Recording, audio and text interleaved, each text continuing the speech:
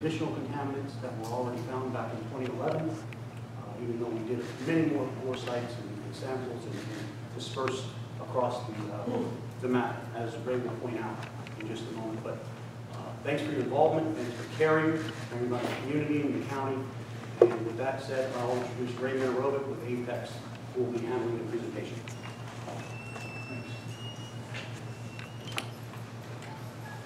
Thank you, Steve. Before we get started, I just want to, we do have a question and answer session at the end, so if you just hold your questions, if you have any, that'd be great, appreciate it. I think this is a great, it's a great project, it's a positive thing, it's a win-win. I think everyone here should be, positive and have a, amicable meeting. And like I said, I'll have plenty of time for questions at the end. Some of your questions may be answered, throughout the project, throughout the presentation. So, as Steve said, my name is Ray Mirovic. I work for Apex. I'm a government consultant, project manager on this project. I went to college right down the road at Sunbury American, received my BS in environmental science. So this site it's important to me. I have friends that live in the area, I have family, they have kids. So I want to make sure it's safe. I want to make sure the community is safe. I received my master's of science degree from the University of Toledo. I received that in geology with emphasis in hydrogeology. I'm a professional geologist in Pennsylvania.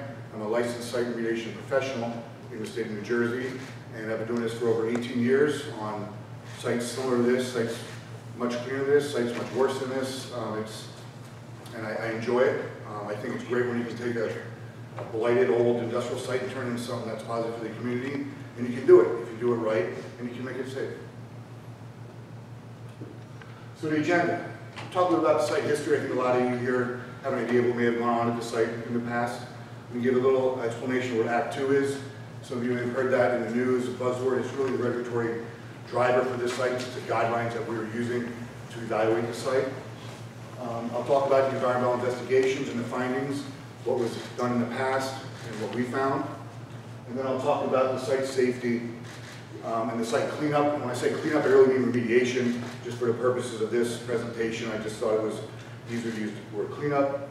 And then we'll have a question and answer session. And I just wanted to, I think some of you may have heard in the paper lately a statement that there's no contamination at the site. That's not true. There is contamination at the site. I think what Commissioner Clausy made misunderstood is that once we do our work, there'll be no exposure. There'll be no risk at the site and no exposure, and the site will be safe for use. So this is a historical aerial photo of Sunbury and where the site is, just for some reference. There's Susquehanna River here to the north. To the west is Susquehanna Avenue. To the south is the railroad. And tonight, for the purpose of our investigation, what we were contracted for the city was to investigate this parcel of land which the county purchased, known as Knight-Celotex or site. So if I say that tonight, I mean this property right here. For the purpose of Act 2, when you do an Act 2 investigation, you investigate the site. We didn't look at adjacent properties or nearby properties. We're focused on making sure that site is safe for redevelopment and for use for the public and the community. A little bit about the history. Over here you can see the manufacturing buildings. This is where a lot of the processing went on. If there were chemicals, compounds, or contaminants used, they were used in this area. This area over here, further to the south, was used for staging and storage of finished products over the years. But most of the heavy lifting as far as the manufacturing facility occurred over here in this area. So the plan for development, as I said, this is the parcel that's going to be purchased by the county and is going to be redeveloped. They're going to have a new prison and county offices down in this area, and potentially further down the road some new residential development over in this area. And these areas will be commercial developed areas. So that's, I think it's a great plan, and that's why the county hired us to do additional investigation, make sure the site's going to be safe for future use. I wanted to throw this timeline up here. It's important to me as an investigator to look at the site history. That's one of the things we look at when we do our environmental investigations. Sort of like they do in a crime scene investigation, we want to find all the data and look at and let it lead us to the culprit or the bad guy. We like to look at the site history and let the data lead us to what it says. So in the early 1800s, it was farmland. There's been a couple times here in 1889 and 2008 where it was idle, owned by the bank. Well, okay, that's great, but what we're interested in, we want to know Susquehanna Silk Mill, Westinghouse Electric, Celotex, Allied Chemical, Moran. These are the things that we're interested in. What did they do at that time on the site? Where did they use potential contaminants? Where did they store them? Where did they transport them on site? Where did they end up ultimately on site? So we look at all these things. We investigate the processes that occurred while these facilities owned the site and operated there, and that gives us an idea of start to formulate our environmental investigation plan. So just to summarize, we reviewed every historical use. We do that to determine what potential hazards may be present, where they may be present. We also look at other things like where there may have been spills or discharges throughout the site history. Someone may have said something was spilled here or something was leaked here. So we look into those things also. And we use that when we formulate one comprehensive plan, as I just mentioned. So how safe is the site today? Well, the site's been approved for non-residential use. And that was through the Pennsylvania Department of Environmental Protection voluntary program. That was done back in 2011. What that means is that today, the county could go out and develop a Walmart or put an AutoZone or whatever without any cleanup. No soil cleanup, there's nothing required. It meets the Act 2 non-residential standards for use.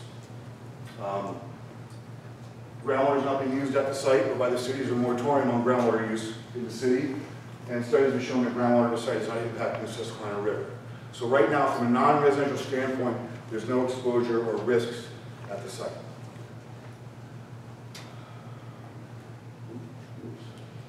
So Act 2.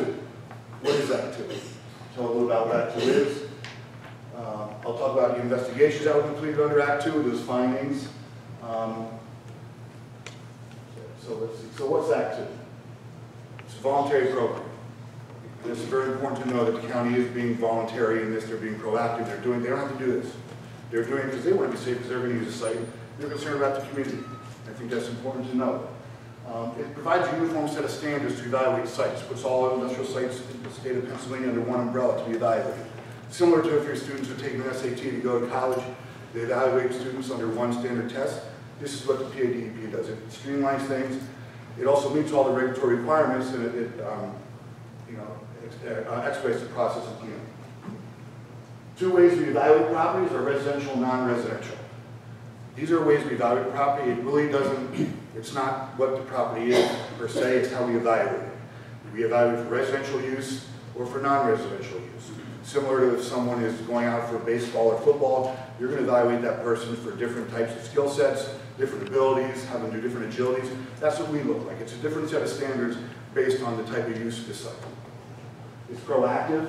Like I said, the county is doing this voluntarily. And as I mentioned too, it has a limited scope. This is important. We look at the site that's being redeveloped. That's what is important for our safety concerns right now. Is that site going to be safe once it's developed for the community and the people are going to use it? And one of the ways some of the things that we do under Act 2 is we evaluate soil, we evaluate groundwater, soil vapor, sediment, and surface water. I think a lot of people might know what soil and groundwater is. Vapor, that's similar to you spray your hair, you smell it, you can't really see it, it's an aerosol. We evaluate that. And sediment is really, for simple terms, soil that's been under water for a fairly long period of time. So there's been two Act 2 investigations conducted at the site. One in 2011 and then ours in 2015. The one in 2011 was conducted because the former property owner suspected, hey, I want to sell this. I think someone might buy it for non-residential use. They might want to put, a manufacturing facility or like a restaurant or a Walmart, like I said. That was evaluated non-residential use and it was approved by the DEP. In 2015, the county bought it. Prison burned down. We need a new place for the prison. Let's look at this site. Because of that, the prison is going to be holding people for 24 hours a day, 7 days a week. It's considered a residential use. They brought us on board to do a more robust, more exhaustive study. In fact, I was told by Steve, we want an exhaustive and comprehensive study. And so we evaluated the site for residential use in those areas. We evaluated the whole site for residential use, but there's only certain areas that are going to be used for residential use. And that's still pending approval, but we're in contact with the DP regularly, and they are in agreement with our approach. So in 2011, what did they find? As I said earlier, site safe for non-residential use. They could develop tomorrow, not have to do any cleanup, and they'd be good to go. But they're not. They're being more proactive. They're being more protective. That's why they did more investigations. But they wouldn't have to clean up any soil. All the concentrations of soil are below Act 2 non-residential standards. There's no unacceptable exposure to groundwater, and there are no vapor intrusion issues. That was investigated, and there are no current vapor intrusion issues at the site. So what did we do? Well, we did another Dreamline 2 investigation for residential use. I'll tell you about our approach, and I'll tell you about what we found. We evaluated the site for residential use. We identified additional areas of interest that we wanted to sample above and beyond what they did in 2011. How did we do that? I talked about before. We looked at all the site history, the site uses, where things were used at the site, where potential hazards might be, and we wanted to go above and beyond what they did in 2011, so we did that. And we did that because, once again, I know I say safety a lot, but that's the main reason that we're doing this, is for the safety of the citizens. And I also had, and I want to thank people who sent in information to me. I had citizens that gave me information. DEP was sent some things, and so we also investigated those other areas. I had to run out early this week and do a geophysical investigation at the last minute, but we wanted to make sure that we addressed everything that the citizens were concerned about. So a little background on what I do and how we investigate a site. I look from a large macroscopic view, 10,000 point of view, and a microscopic view. The macroscopic view is kind of what I did when we look at the site history. We look at what happened there, where things were processed, who owned the site, who leased the site, what type of operations were conducted at the site, where these operations were conducted. I listen to people, say, hey, Ray, this was spilled over here, that was released over here. And so we formulate a plan. We look at the historic uses and where potential hazards might be present. Oops, oh boy. So then we go down to the microscopic view. We do this once that we've determined where we want to sample, where there might be potential hazardous areas, where potential hazards might exist. One of the ways we do this, and there's a lot of different ways, we do drilling, borings, geophysical survey. Really, that's just like an oversized magnet we pull across the ground to look for buried metal, buried drums. There's some other techniques that we use that we drag along the surface to try to see if there's anything below the ground that we might want to sample or might raise a concern. We collect our samples. Another thing we do, and I don't know if people have seen this out there, maybe you haven't, we've been out there a lot, put a lot of effort into this project, but we try to do minimal disturbance to the site and to the neighbors while we do this process. So these are some of the areas of interest. The black one here, the black letters, former manufacturing building is an area of interest, obviously in 2011. It was one of ours in 2015. There was former wax emulsion above ground storage tanks where they held some chemicals that they used at the site. That's important. Former ash management area. There were some above ground storage tanks with fuel oil. And there's some other areas that were invested in 2011. Lagoon area down here. But when we came along and we did our, I like to think it was an exhaustive search of all the historical resources, we identified a building over here that's no longer there. Then we said, well, we might as well look at this. There's some stockpile railroad ties here, and we said, well, we want to look at that. We found that the lagoon area might be bigger than it last, was thought, so that's definitely something important to note. And then we identified a basement beneath the silos, the 3 big green silos out there. We said, we know what this looks like. It could be interesting. Why don't we take some samples? We also, there's been some cover material and fill material brought on site, and it's been dispersed pretty much through this area, but there were actually piles which were available to sample. And so we wanted to sample those too, because those were of interest, I think, to the citizens and to the county also. So those were our areas of interest. We bias our samples to those locations because those are areas where there might be potential contaminants, or most likely contamination. So I just want to throw this up, and this is the 2011 sample locations, and I think I failed to do it previously, but this blue area is the site. It's a former Celotex site. The green circles are the samples that were collected, soil samples in 2011. The green triangles are groundwater samples. So you can see the previous work that was done. They hit decent amount of areas inside the manufacturing building, and they were chosen at these locations because that's where the process occurred that will use these potential hazardous chemicals. They took some samples in the former ash area, the lagoon. You can see it was a small one. They just took a sample down there. some sampled as ASTs, one by the silos, one where this building was, and one by the railroad ties. So it was good. They covered everything they wanted. They sampled everywhere that they identified might be potential hazard. We came along and we sampled more. In 2011, they sampled 21 locations. We added these orange locations, which are additional 27. So there's a total of 48 locations that were sampled. 48, yes. So, so you can see we put additional samples at these ASTs, a couple more in this building, more out in the storage area, more in the ash management, in the lagoon area where these stockpile soils were. We went in the basement, poured through the basement, sampled, and we took many more inside the building. And you may say to yourself, hey, how come there's all these samples here and nothing over here? Well, that's because that area was used for mostly storage of a product that was finished product. They brought the product out, they staged it here and stored it here. How do we know this? Looking through old reports, we also get historical area photos. So we can see the photos show stockpiles of materials through here. And so that's what that was used for. So 48 sample locations total. And we used the data from 2011 also in our investigation. So we had data from 48 locations. So I just want to show you a little bit about what we did on site. I think it's, you get a little idea what we talked about it, but what do we really do? This is a geophysical survey, a typical geophysical survey. This gentleman in the middle has what is called a ground penetrating radar. Same thing as a magnet, similar, another thing they use is the magnet. We drag it across the ground and it gives us an idea of what might be buried there. This is the actual site. You're looking east here.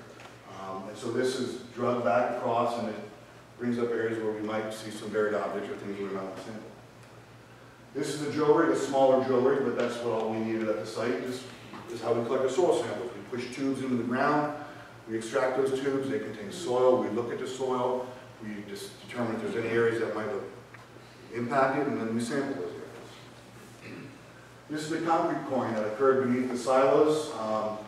We looked in areas where there had cracks or potential conduits for contaminants to get released into the soil, and so we poured that and then we collected soil samples. Oops. Another way we collected samples and looked at areas where we had anomalies from the geophysical investigation, we use a backhoe, and that gives us a much nicer soil profile, as you can see here. This is in the area where there's area that's already been capped, or there's not capped, but where there's a fill place. You can see the soil horizons and some other, some organic material up here. And so we measure it, we look at it, and we say, we determine where we want to take our samples. So what do we find? I told you we sampled all these locations, showed you what we did in the field. We analyzed samples for 145 chemicals or contaminants, potential contaminants, at 48 locations. We identified 5 contaminants that were above the residential standard. Out of 145, out of 48 sample locations, only 5 contaminants are above the Act 2 residential standard. There were no contaminants above the Act 2 non-residential. I think it's important to note this because our results mimic the 2011 results very well. So we can have confidence in those results. So what they reported in 2011 is actually true, and we confirmed that with our investigation.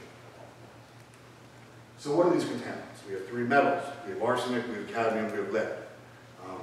Expected to be found in a site like this. You have arsenic, used as a wood preservative. Celotex manufactured fiberboard. They used wood. Arsenic.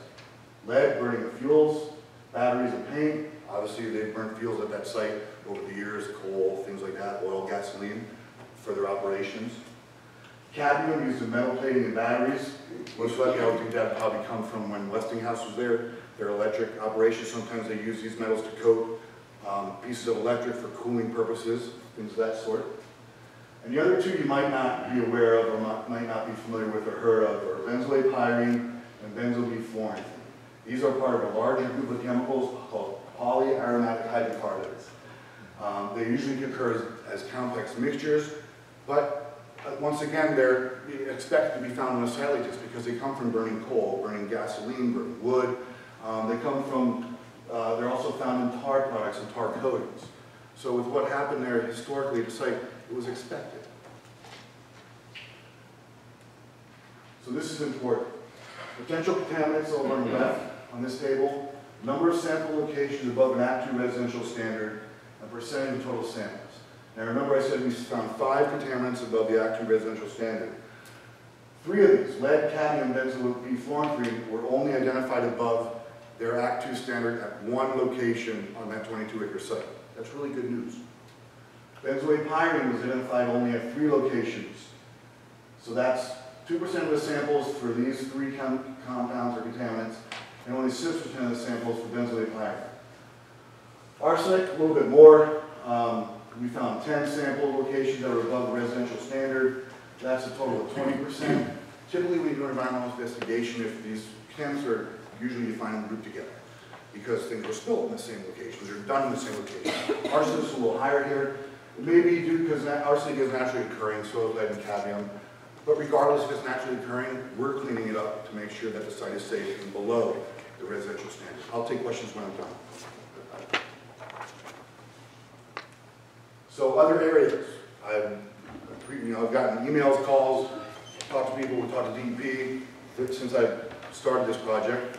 People have been concerned about some of the citizens silos, alleged buried drums, alleged buried asbestos, steam tunnels, fracking materials, stormwater. I wanted to address that. They didn't want to come here and say, I don't know, because that's not fair to you, and that means we're not doing our job and we're not being as safe and as protected as we can.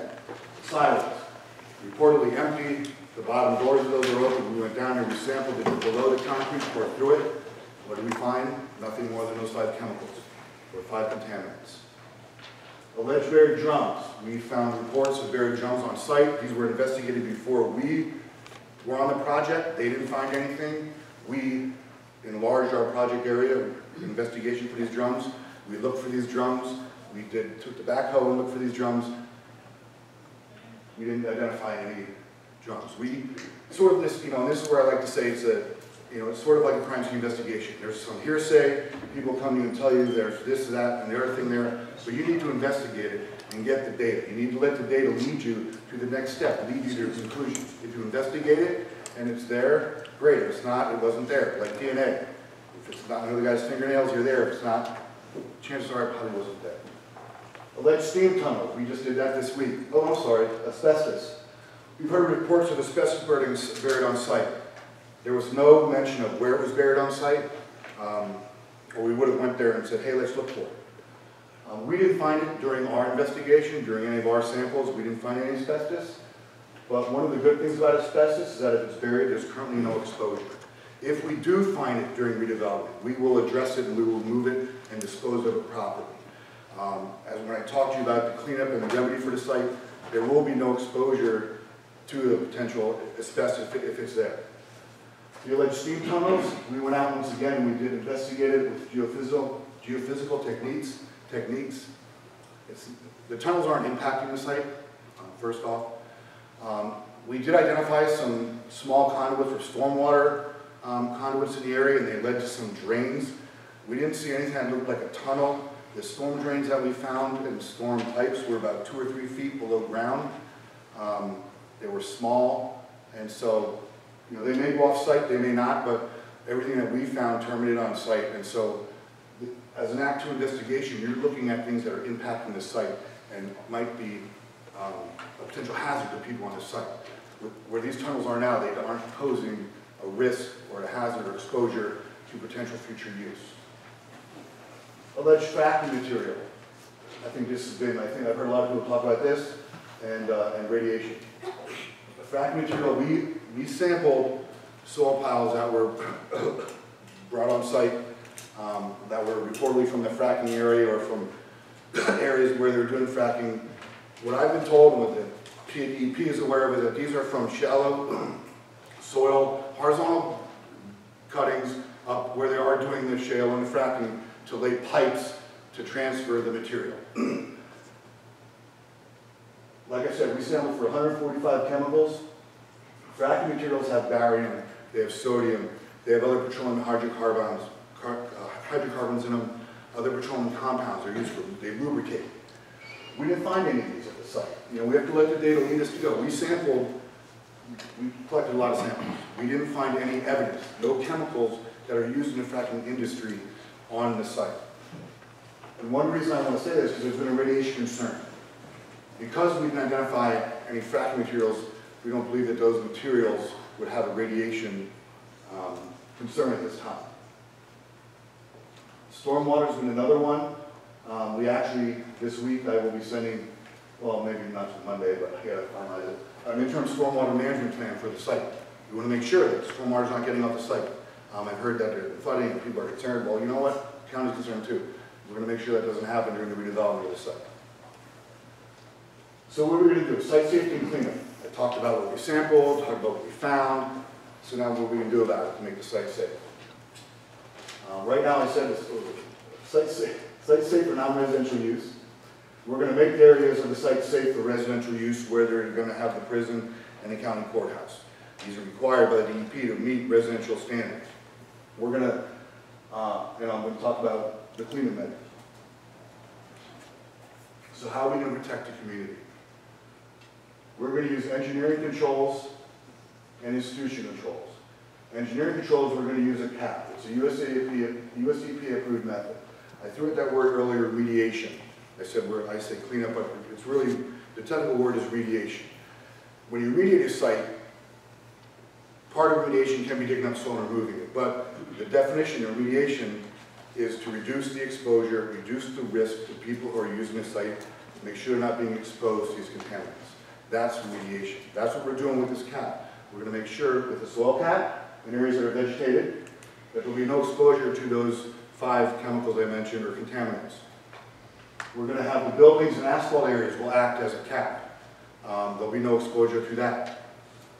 And one thing, and Steve didn't want me to forget this, there will be a sub-slab system for radon in the sites. We said there's no soil vapor issues, there aren't, but we want to make sure there's no radon issues. Pennsylvania's big for radon, so every building, well, the county courthouse and the prison will have radon systems in them. And we're going to have institutional controls. This is very important. It tells the county, anyone who owns a property, from the time it's developed until the end of time, that there's engineering controls here. They need to be monitored. They need to be maintained. It's the county's responsibility to monitor and maintain these. They'd hire someone like us to do routine inspections. We're going to submit a cleanup plan to the DEP. It's going to spell out how often it needs to be monitored, how often it needs to be maintained, how often it needs to be reported to the DEP, and it'll be public knowledge also. So just to summarize capping, it eliminates exposure. We're eliminating exposure to the contaminants that exist on site. We're reducing the risk. The buildings and parking lots will act as a cap. The soil will be a cap also in vegetated areas. The soil will be tested before it's brought on site to make sure that there aren't any contaminants in it. So this is the redeveloped site, and I've just been talking about our capping and institutional controls. This area here in the lower left where the new county facilities are is where we will be placing the cap. This is new residential development. I guess the city may develop that in the future, but right now phase 1, what's going to be developed, hopefully here recently in the future, in the near future, are these county buildings, and they will be remediated with an engineering control plan and institutional controls. And I just took a photo, thought you might want to see it. If you haven't been out there, this is where the prison will be located. Here's some railroad ties that are still there. When those are removed, we're going to sample below to make sure it's safe. So it's really, this is where the area is going to be developed. It's some asphalt, some gravel area. This was the old storage yard that I talked about. So this is where this is looking south. So we want to make sure people are safe during redevelopment. We now know what's at the site. Once you go to develop it, what's going to happen? Well, we want to make sure the workers are safe. We're going to have air monitoring in the workspaces where they are.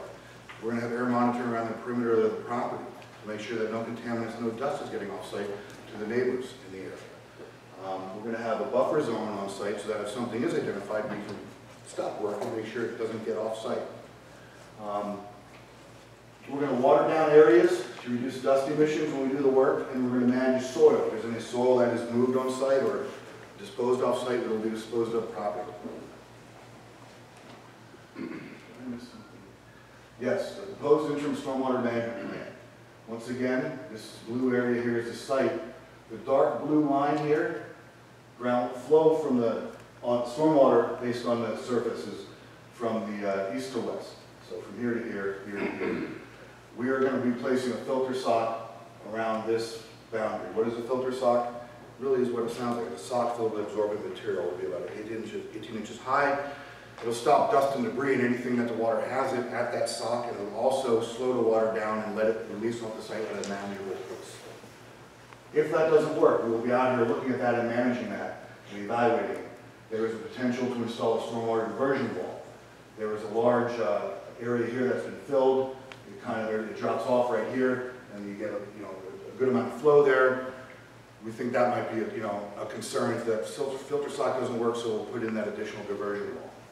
And that wall will be pumped, the water behind that wall will be pumped to a tank on site and then disposed of properly.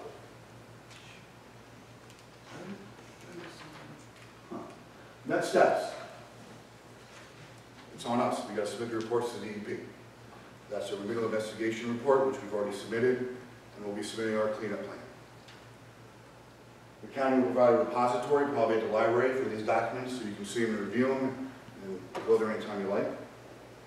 And important that we won't start the redevelopment until all environmental concerns are addressed. So that's it. I think it's a neat project. Like I said, I'm concerned with the safety. The county's concerned. We did an exhaustive effort with sampling. We put a lot of effort into this. We've gone above and beyond. Typically when we do an investigation like this, there aren't a lot of, we don't get a lot of information from citizens, but we were happy to get that because it allowed us to investigate areas that we wouldn't have known about. This isn't the end. This project's ongoing. We're going to have environmental people there throughout the whole redevelopment in case something is found. So, thank you for your time. If you would go back to the picture where it has the blue line, so to speak, what is the intersection there, the street intersection? Which one? Here? Yes. That is Julia. That's it. Julia. And that's, like I said too, I want to go into, throughout this whole process, I've heard things like, in the historical slide there was an old railroad roundhouse and things. Yeah. That's why it's important to note, this Act 2, our investigation focused on the property that the county bought. That's what we make sure that site is safe. I'm sure there may be, I don't know if there are other stuff, but our site, we focus, this was our focus, this is what we were contracted by the county to investigate, and that's what we And when you do your bore samples, what is the depth that you use? well, we usually go to groundwater, a little bit into groundwater, so because we're collecting soil samples. That's another thing. We didn't really investigate groundwater during our investigation. That's because in 2011, they submitted a report, that Act 2 report, and it said that groundwater was impacted, but it wasn't being used on the site. It's not, there's a moratorium for groundwater, and it's not reaching the Susquehanna River. So our thinking was, if we don't find anything different, and it's not being used, so once again, exposure reduced, risk reduced, no one's using the water. Our approach was, if we found something that was different than a 2011 study that prompted us to investigate groundwater, we would have let the data lead us. That is how we looked at it, and we didn't find anything different, and so we didn't need to investigate groundwater any further. And when you found the chemicals of concern, and you said, what type of area did that encompass? For example, if you found the arsenic, did it encompass 12 yards? Good point, good point. Let's go back to our slide with all the samples.